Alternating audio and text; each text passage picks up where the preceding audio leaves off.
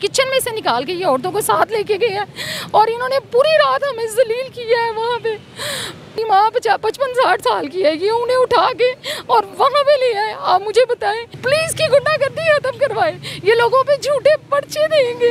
तो एकदम बाहर से ना गालियों की आवाज़ें शुरू हुई हैं और ना एकदम से ना फायरिंग शुरू हो गई है। वो उनको ऊपर लेके आई हैं कि आप इस तरह से दरवाजे क्यों, इन्हीं के घर में तो फायरिंग हुई है।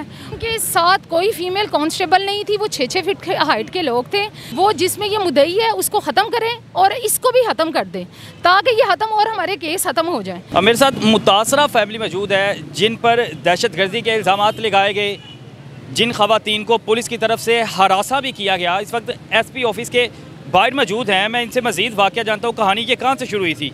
अच्छा मुझे बताइएगा बहन मेरी, क्या मामला थे, कौन थे और क्यों पुलिस ने इतना आपको हरासा किया और क्यों आप पे मुकदमे दर्ज कर दिए?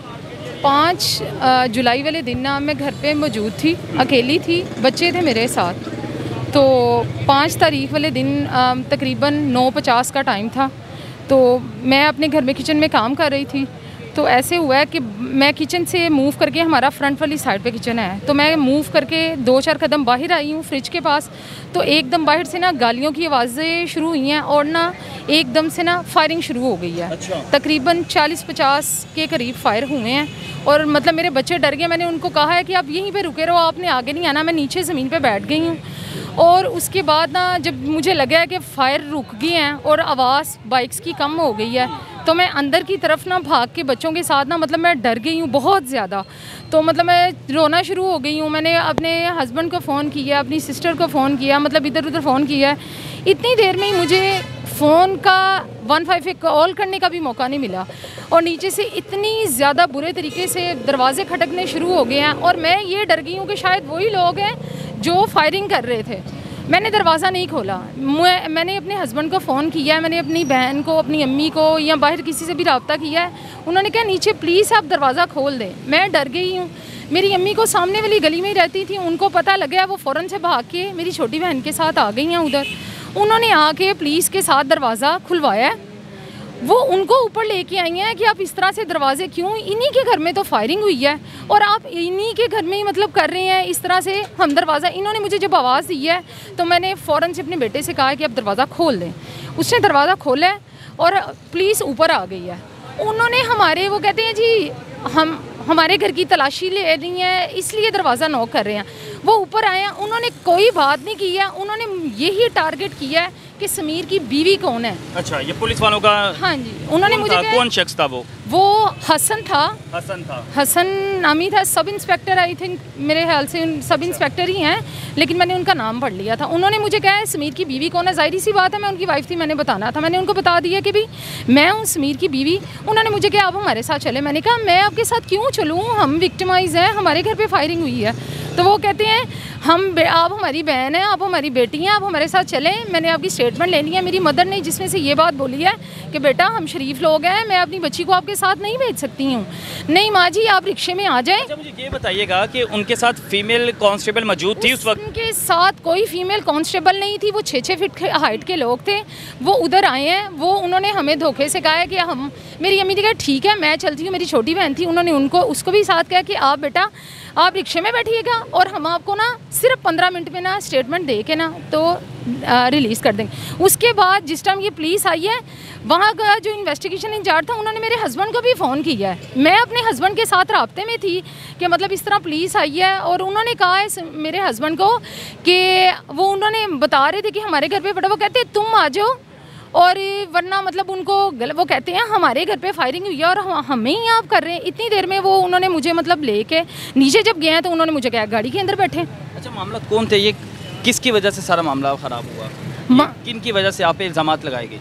ये हमारी मुखालफत है। मेरे हस्बैंड 3 केसों के मुद्दई हैं। अच्छा। ठीक है, और ये लोग चाहते हैं, वो घर से बाहर नहीं निकलते हैं, उनको DIG की तरफ से सिक्योरिटी मिलती है और वो सिक्योरिटी के साथ ही जब जाते हैं वो सिक्योरिटी के साथ ही वापस आते हैं। इन लोगों का बस ये है कि किसी तरह हम इसको बाहर निकालें और हमारे केस जो है वो जिसमें ये मुद्दई है उसको ख़त्म करें और इसको भी ख़त्म कर दें ताकि ये ख़त्म और हमारे केस ख़त्म हो जाए।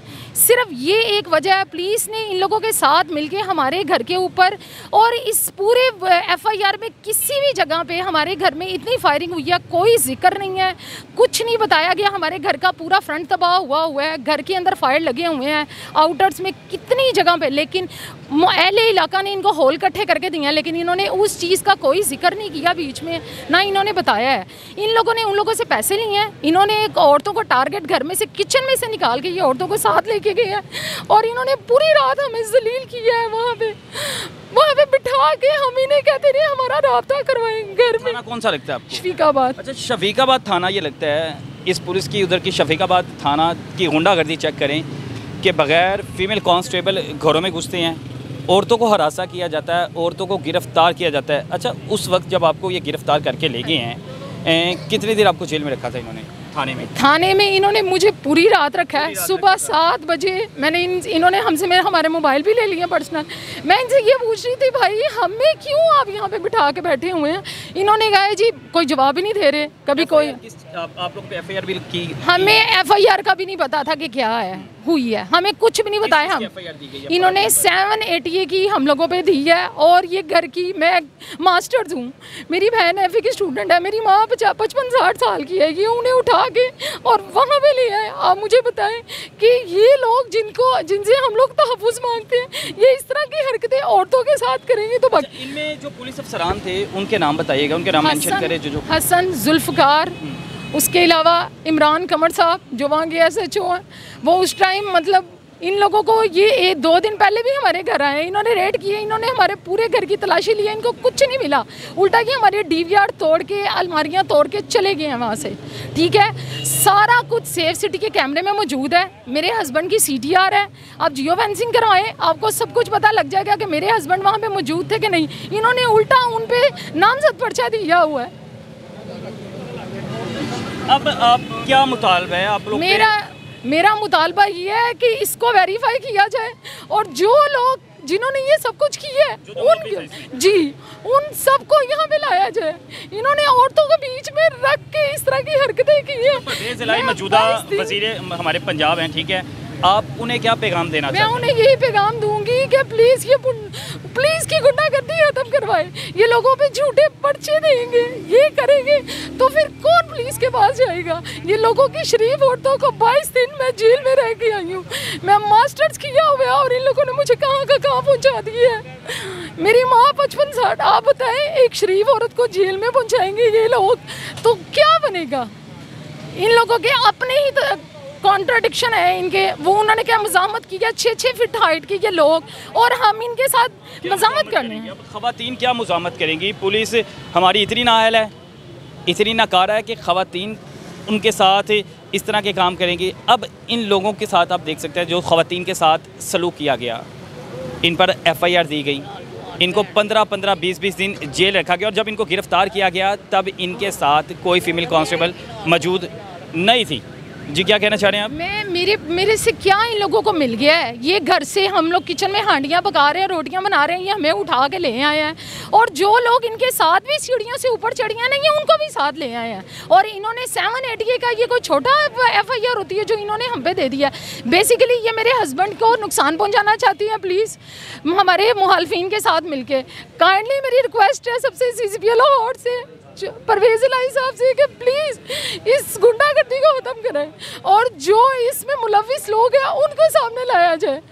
IG साहब और DIG साहब के साथ ये सारी फैमिली देखें, आज सरापा एहतजाज है, आज SP ऑफिस के बाहर बिल्कुल खड़ी, आज भी इनकी इंक्वायरी है, आज भी इन्हें बुलाया गया है।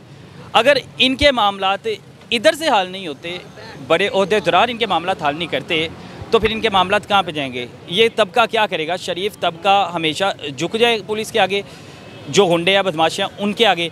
अब ये इंसाफ के तलबगार यहाँ पे मौजूद हैं, IG साहब से, DIG साहब से और CCP लाहौर और वज़ीर आला हमारे जो परवेज़ इलाही साहब हैं, उनसे दरख्वास्त है कि इनको इंसाफ फराहम किया जाए और जो पुलिस वाले इस काम में मुलविस हैं उन सब पर फौरी एक्शन लिया जाए और फौरी मुअत्तल किया जाए। अपने मेज़बान तलहा नवीद को दीजिए इजाज़त, फिर मिलेंगे। अल्लाह हाफ़िज़।